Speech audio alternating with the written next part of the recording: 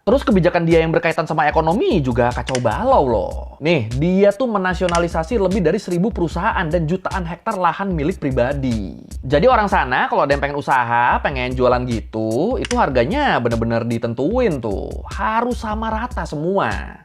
Dan keuntungan yang didapat sama si penjual juga tuh nggak boleh lebih dari sekian. Itu ada batasnya tuh. Dan ini bisa begini ya soalnya ideologinya Chavez ini kan sosialis ya. Jadi ya dia nggak suka tuh sama orang-orang yang punya kekayaan personal.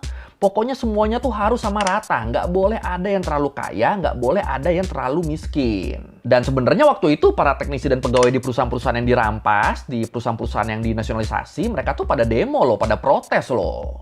Protes dengan cara mogok kerja.